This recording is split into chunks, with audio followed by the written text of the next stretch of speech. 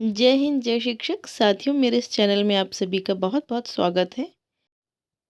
जैसा कि आप सभी जानते हैं कि विद्यालय प्रबंध समिति का ज़ीरो बैलेंस अकाउंट खोले जाने के बाद वर्तमान में कंपोजिट ग्रांट की धनराशि ज़ीरो बैलेंस वाले नवीन खाते में प्रेषित की गई है और ये धनराशि धनराशि के रूप में न होकर लिमिट के रूप में रहेगी, जो कि ना तो कैश के रूप में आपके खाते में या पासबुक में प्रिंट कराने पर दिखेगी और न ही आपको कैश निकासी या चेक से निकासी ही आप उसकी कर पाएंगे। अब यह प्रक्रिया पीएफएमएस पोर्टल के माध्यम से की जाएगी। पीएफएमएस यानी कि पब्लिक फाइनेंस मैनेजमेंट सिस्टम, सार्वजनिक वित्तीय प्रबंधन प्रणाली। यह एक वेब आधारित ऑनलाइन सॉफ्टवेयर एप्लीकेशन है जिसे नियंत्रक महालेखाकार सीजीए वित्त मंत्रालय भारत सरकार द्वारा विकसित किया गया था। इसकी शुरुआत 2016 में की गई थी। यह एक यूज़र जनरेटेड सॉफ्टवेयर है। इसके प्रयोग से यूज़र के बैंक अकाउंट में सीधे पैसे डाले जाते हैं, जिससे भ्रष्टाचार पर लगाम लगती है। यह सिस्टम पूरी तरह से इलेक्ट्रॉनिक पेमेंट सिस्टम है और पूरी तरह से कंप्यूटर सॉफ्टवेयर है और इंटरनेट बेस्ड है। इसलिए मैं इसलिए इसमें त्रुटि की संभावना भी बहुत कम होती है। जैसे कि गैस सब्सिडी हमें प्राप्त होती है, मनरेगा के मज़दूरों का जो भुगतान किया जाता है, वह सब भी इसी के माध्यम से किया जाता है। तो आइए चलते समझते हैं कि ये पीएफएमएस पोर्टल के माध्यम से हम भुगतान कैसे करेंगे, हमें क्या-क्या प्रक्रिया अपनानी है, किस तरह हमें अपना लॉगिन करना है, कैसे आईडी हमें प्राप्त होगी, ये सब हम इस वीडियो के माध्यम से जानने की कोशिश करेंगे। चलिए शुरू करते हैं और इससे पहले यदि आपने मेरा चैनल सब्सक्राइब नहीं किया है तो प्लीज़ पहले उसे सब्सक्राइब कर लें। यहाँ पर आप सबसे पहला देख सकते हैं pfms.nic.in, इसको हम टच करेंगे। टच करते ही आपको इस तरह की स्क्रीन दिखाई देगी। Public financial management system PFMS, controller general of account, ministry of finance. अब आप यहाँ देखिए, राइट साइड में कॉर्नर पर आपको लॉगिन दिखाई दे रहा है। आप यहाँ पर टच करेंगे। जब आप यहाँ पर टच करेंगे तो इस तरह का स्क्रीन आप देखेंगे। नीचे स्क्रॉल करके लाएंगे, यहाँ पर आपको लॉगिन आईडी भरना है। लॉगिन आईडी आपको बीआरसी से प्राप्त होगी। यहाँ पर उस यूज़र नेम और पासवर्ड आपको ऑफिस से प्राप्त होगा और इसके बाद आपको लॉगिन कर देना है। लॉगिन करने के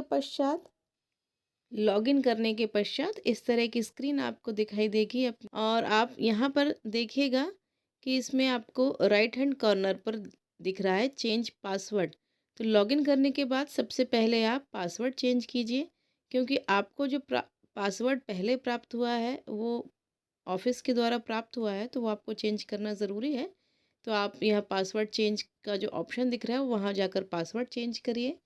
जब आप स्क्रीन ओपन करेंगे तो आपके स्कूल की पूरी डिटेल आपको यहाँ पर शो हो जाएगी।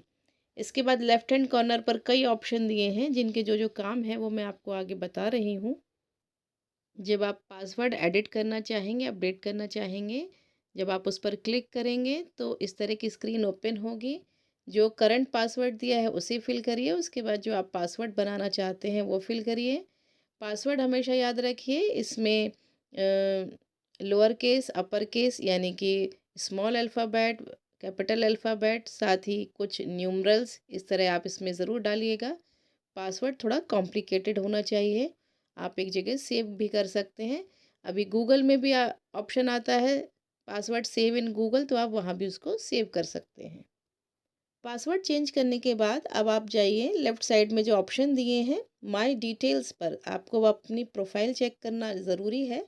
तब आप जाइए माय डिटेल्स पर और उसको क्लिक कीजिए। ये ऊपर से 10वां ऑप्शन है माय डिटेल्स।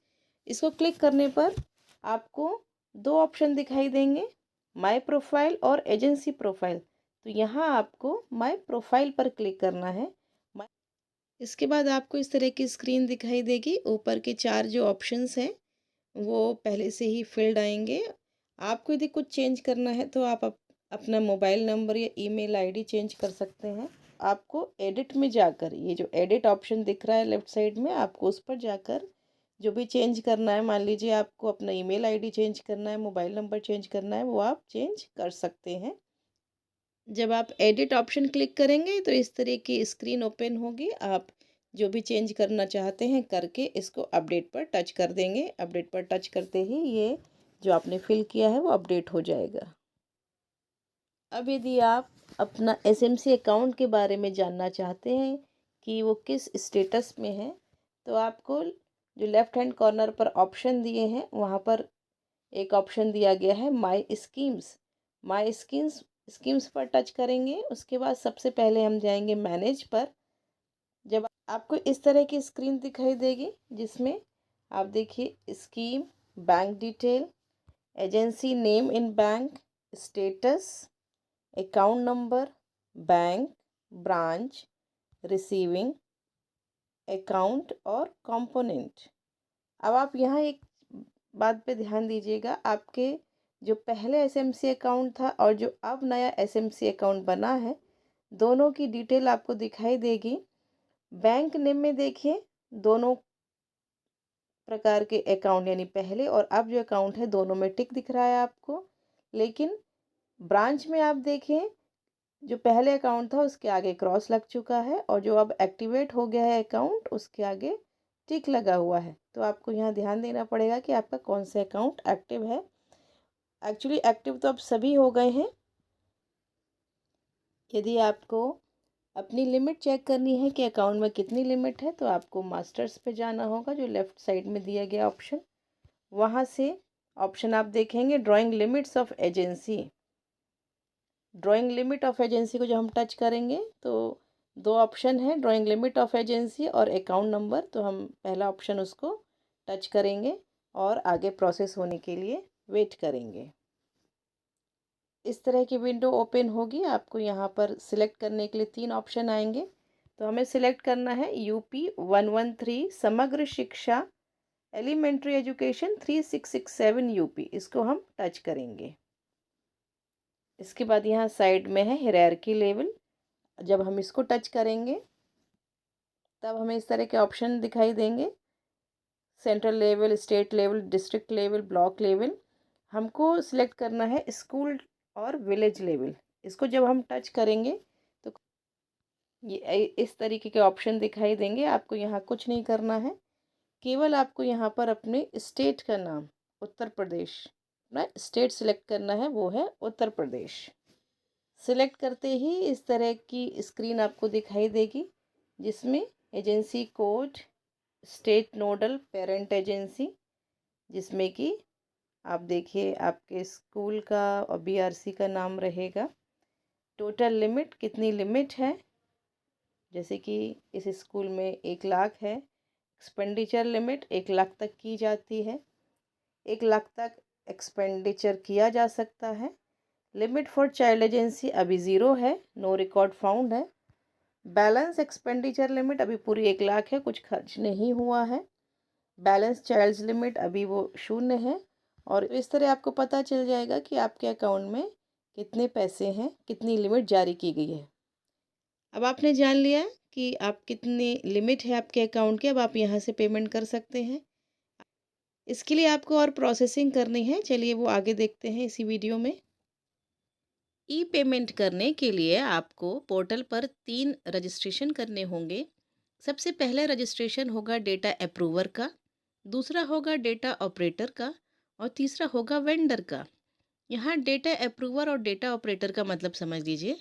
डेटा अप्रूवर यानी कि आपके विद्यालय का प्रधानाध्यापक या इंचार्ज प्रधानाध्यापक, जिसके हस्ताक्षर से एसएमसी अकाउंट संचालित होता है। और डेटा मेकर या डेटा ऑपरेटर होगा आपके विद्यालय का सहायक अध्यापक। और यदि सहायक अध्यापक नहीं है तो उस केस में विद्यालय का शिक्षा मित्र या विद्यालय का अनुदेशक भी डेटा ऑपरेटर का काम कर सकते हैं। डेटा ऑपरेटर डिसाइड करेगा कि किस मद में हमें कितना खर्च करना है और उसको अप्रूव करने का काम होता है डेटा अप्रूवर का।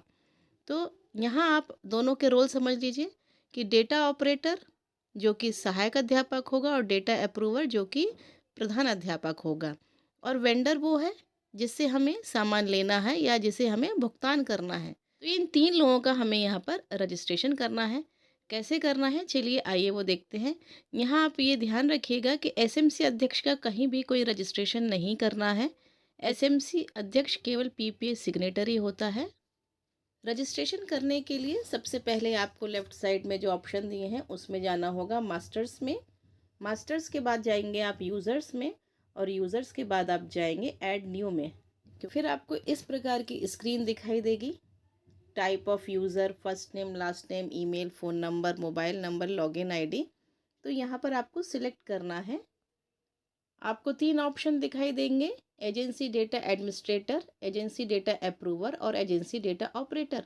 तो एजेंसी डेटा एडमिनिस्ट्रेटर पर हमें कोई काम नहीं करना है, हमें काम करना है एजेंसी डेटा अप्रूवर और डेटा ऑपरेटर पर। तो जब हम एजेंसी डेटा अप्रूवर रजिस्टर कर रहे हैं तो हम एजेंसी डेटा अप्रूवर को टच करेंगे। अब हमने सिलेक्ट किया एजेंसी डेटा अप्रूवर।